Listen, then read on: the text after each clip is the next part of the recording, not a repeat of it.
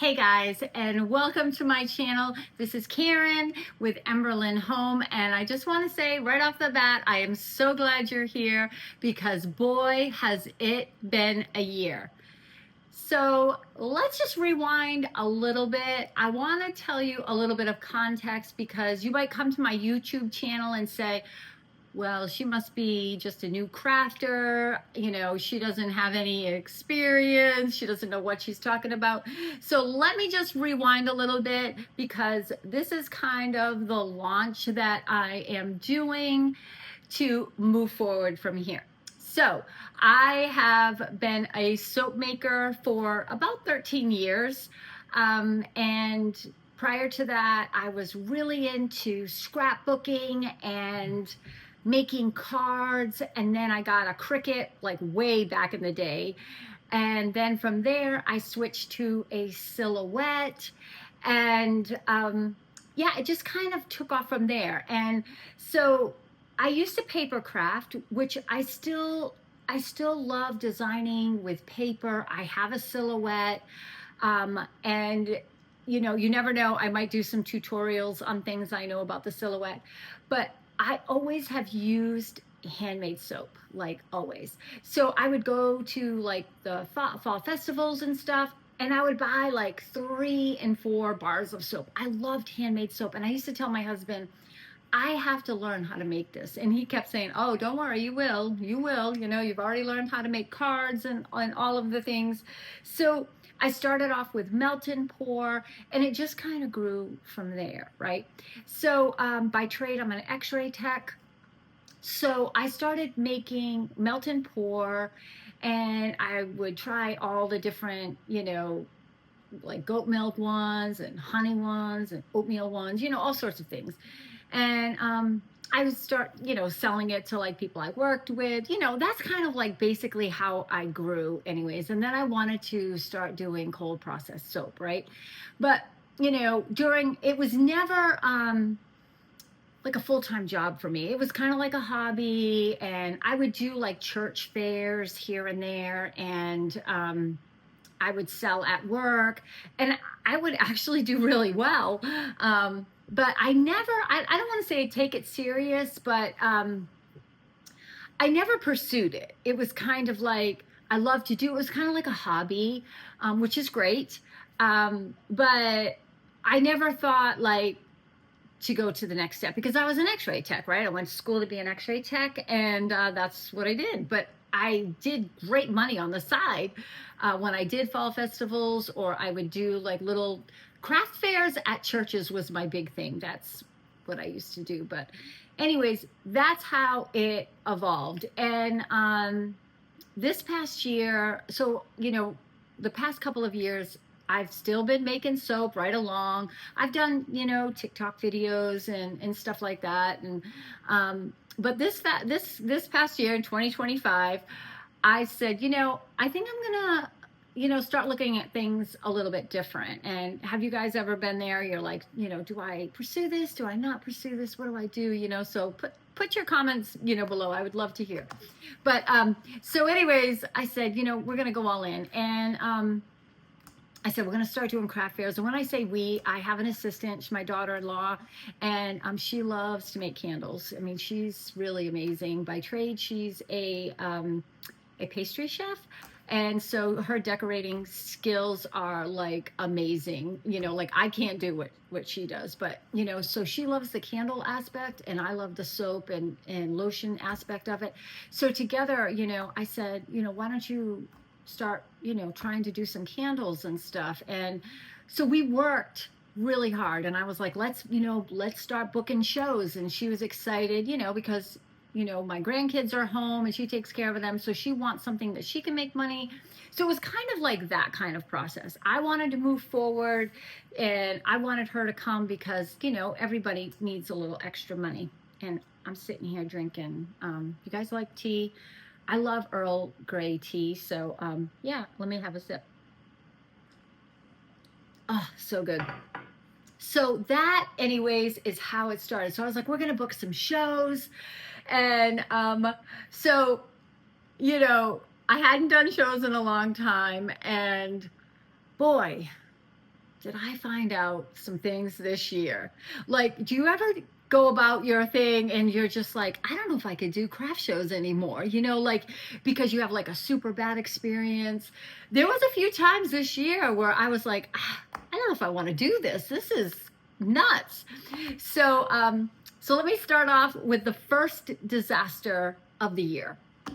And it's really bad because it was my first craft show. So think about it, like you're gearing up, you've bought all your supplies, you've worked really hard, you're like, yes. I mean, we went so far as to put up our tent and all our booths set up in my driveway. Like my neighbors were going by going, what the heck is she doing? So, I mean, we wanted to be prepared. We wanted to look professional, everything. And we had everything packaged. Everything was great. And I live here in Virginia. And now, mind you, she does candles, and I do candles too, and wax melts and stuff. And, I do soap, right?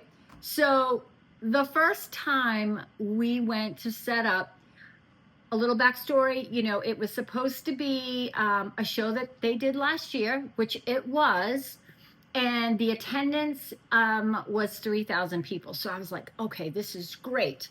So we get there, we set up, and the location is a beach, right? And we're in Virginia, and it's June. Big red flag, right? So we set up, and there are tons of cars. So I was like, yes, this is going to be awesome. Well, let me tell you. Those tons of cars were not there to shop. No, they were there to swim because it was literally 96 degrees. And what am I selling? Lotion bars with no preservatives that will literally melt in the sun, and candles and wax melts that as they get heated up, they literally stick together. So yeah, talk about a disaster. I mean, I had friends that came. They knew it was our first event of the year. They came to support us. We made a little money, but nobody was shopping. It cost me money. Then I find out after the fact that the vendor show happened last year in 2024, but not at a beach. It was at a different location with a park and lots of trees and shade. And so lesson learned, right? So I was like, but the whole thing it was our first event. So imagine that, like look back to your first event and you're super stoked and you're like, yes, we've got this. We have the best products, right? And then nothing. So yeah, that was pretty much, the first disaster of the year to set us off on a path, right? And so we came home, we were exhausted. We felt like, heat stroke. It was so hot. It was so hot. It was terrible. But, so the next one we booked, it was another small event, and it was booked with a coffee shop, a really popular coffee shop. And they're like, we're going to have a car show that happens, I think it's like every other week. It brings in hundreds of people. And then on top of that, we're going to have a car wash. And it's a popular coffee shop. So we were like, okay, great. People are going to actually get out of their car to go look at the cars, like the antique cars, right? And then they'll come and shop the vendors. So I thought, it was a good idea. And it wasn't expensive. So it wasn't like it was a total disaster because we didn't waste a lot of money on the event. But it was last minute, the car show cancels. So now the main event that brings in all the people canceled. And I don't know if they had something else going on. I don't know what happened. So here we are, our little vendors set up with our tents on a highway sort of thing, just sitting there, hoping that people that are going to the car wash might be like, oh yeah, there's vendors over there to come look. And so needless to say, it again wasn't the best event. However, we did make a little money, which was great. And it wasn't expensive. So I don't count that as a total loss, but yeah, it's kind of was in the disaster area. So, so the biggest disaster of 2025 was that I was like, okay, we're gonna do a weekend event at a big venue that brings in lots of people, right? So again, now mind you, I haven't done craft fairs in a long time, so I'm like revisiting all the questions and just trying to, it's kind of like trial and error, right? I booked this event at a convention center. And I'm like, okay, cool. I've been to this convention center. It brings in lots of people. It's great.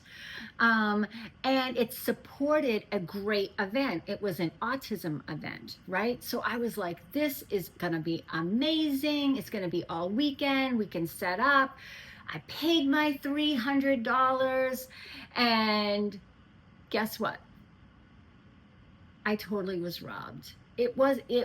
And I don't honestly think that it was a scam, but in a way it was a scam.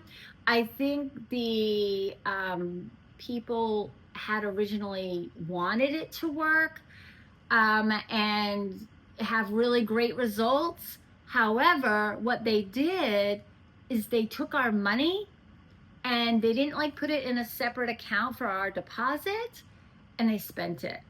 And there was no communication, so it's getting like a couple of weeks before the show, and I'm writing them saying, how's it looking, because I'm not seeing advertisement for it. But I go on the convention center website and I see that this event is actually booked, so it was legit, but there was no vendors. So I'm going on their Facebook page and I'm not seeing normally like if you go on the event coordinator's Facebook page, it will say like, welcome, Emberlyn Naturals, who sells soap, body products, blah, blah, blah, right? And mine was there and a few other vendors, but that was it in a huge convention center. So I was like, okay, well, maybe they just didn't have enough people, which is fine. Whatever. So I'm reaching out to them. Hey, is this event still going? What's going on? Crickets, literally crickets. And so I'm, then I'm like on this investigation to try to like reach out to other vendors, see if I can get in touch with them. Like, hey, have you heard anything? Do you know what's going on? And I got in touch with one guy and he was like, no. So I actually went back to the Facebook page and I found that they had posted that it was canceled due to insufficient amount of vendor participation, right? So I was like, okay, well, that kind of stinks, right? Where's my money? So crickets. No reply. So I called the convention center and I was like, did they pay a deposit? And the convention center's like, no, they never paid a deposit, but we can't refund you because the money that you paid goes directly to the coordinator. So I'm writing them and I'm like, hey, we paid this money. You should have taken that deposit money or that fee money and put it in a separate account where if it didn't work out, you can go to withdraw it and give it back to us. No feelings hurt. We'll just move on. Maybe next year. Oh no. They took the money. They spent the money. I don't know if they had hardship. I don't know, but they had awful communication.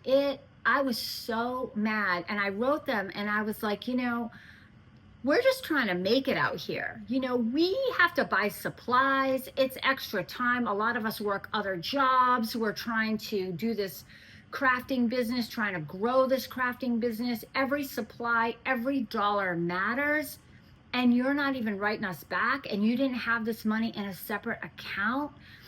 And I mean, the other guy that I think he has like he was like a vendor. He had tactical like Nerf guns that shoot marshmallows or something. His booth sounded awesome, But yeah, he was like, he works for an attorney, and even he was like, I'm contacting the attorney. He says, I've been vendoring for 20 years. This never has happened.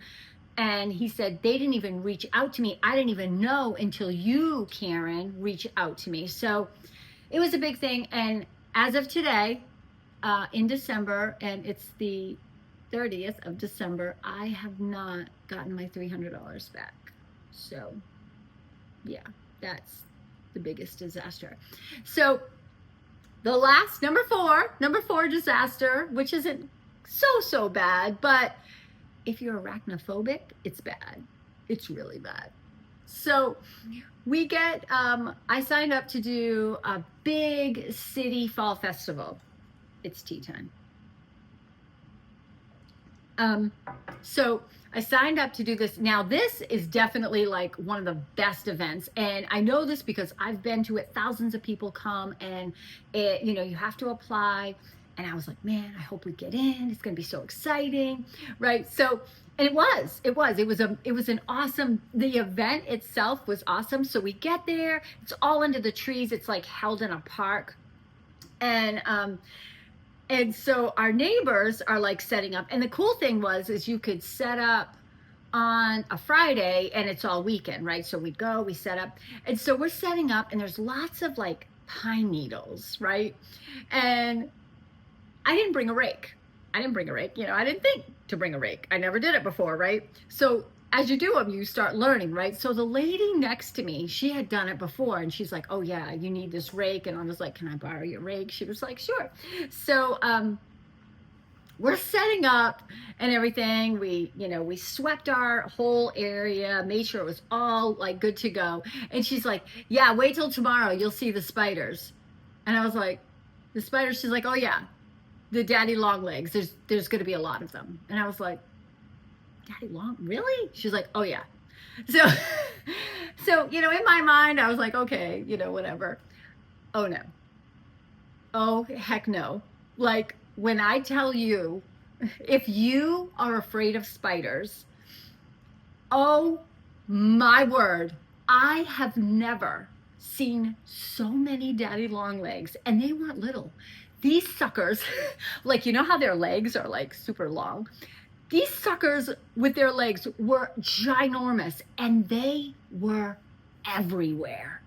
When I say everywhere, like on the ceiling of our tent, on our table, everywhere, like walking around next to our products. Like, I mean, I can't even, like 30, 40, 50 of them everywhere. And she's laughing. She goes, yeah, see, I told you, lots of spiders. And we were like, oh my gosh, this is nasty. So we don't have like the tools, you know, so we're like, and then so who I'm with, I had my daughter there, and my assistant who makes the candles, and they were like, oh, and so I'm sitting here like I became the swatter of the daddy long legs, and I have never seen so many spiders. But live and learn, right? So if you're going to any event like in the fall where there's lots of trees, be prepared for spiders, because they were everywhere.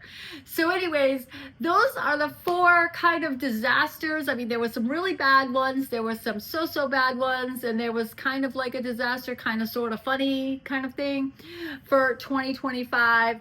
But I would love to hear your stories on whatever happened to you, and tell me how you guys handled it, if you guys were mad, or just put it in the comments below, because I think, you know, we all, every show we do, we learn something, right? And we get frustrated, we get upset, you know, because it's, you know, I feel for the crafters so much, because it's their hard, you know, their hard-earned money. We're just trying to survive out here and pay our rent or our mortgage and all our utilities, and we're trying to do something that we love.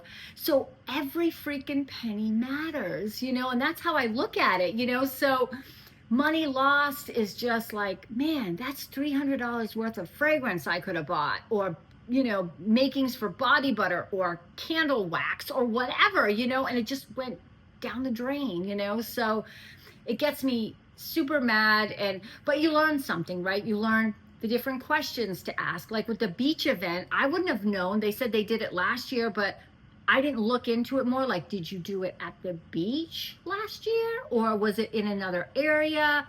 that would have been a great question, because I'm thinking I should have thought, I'm in Virginia, it's super hot, people are swimming. People at the beach are going to the beach. They're not thinking about, let me go shop. They're thinking about, let me get my butt in the water and cool off because it's 100 degrees and I can't even function right now. That's what they're thinking. They don't want to shop, and they definitely don't want to look at candles, which causes a flame, which reminds them of how hot it is, right? So, I mean, I just stop, I take a deep breath, and I think, it's okay. What did I learn from this show? And I think that's what we have to remind ourselves is, yes, that totally sucked, and I wish things were better, but what did I learn? What kind of questions can I ask next time? How can I investigate more? So tell me your disasters or your funny stories. I would love to hear in the comments below. Hit that subscribe button, because I promise you there are more videos coming. I'm super excited for 2026. I have lots of plans and of growing my business with my, the daughter-in-law, and showing off the candles. I'm going to be doing tutorials on my soaps and just a whole bunch of fun. But I definitely want to bring in the crafting community just to hear feedback and share stories, and maybe just stop and laugh and just be like, okay, don't give up, keep moving, take a deep breath, tell yourself it's okay, you learned something, and move the heck on. So anyways, Happy New Year, 2025 going into 2026. Look out for my next video that's going to be kind of related to this one, where I'm going to talk about goals for 2026. And that will be the next videos, kind of chat. But yeah, and also maybe tell me if you drink Earl Grey tea, because I never really drank tea. I drank coffee, and I'm a huge coffee drinker. If you guys know me, I love to drink coffee. But lately at night, I just love to sit and relax and have a cup of tea. And I put a little wildflower honey in it, and I just absolutely love it. So when I be doing these videos, guys, I'm going to be having a cup of coffee or a cup of tea. And yeah, and we're just going to sit down and chat about things. So anyways, thanks for watching. Hit that subscribe and notification bell, because I promise you, you will be notified.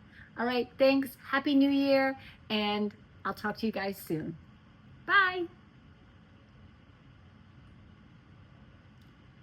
Oh, that's so good. Yum.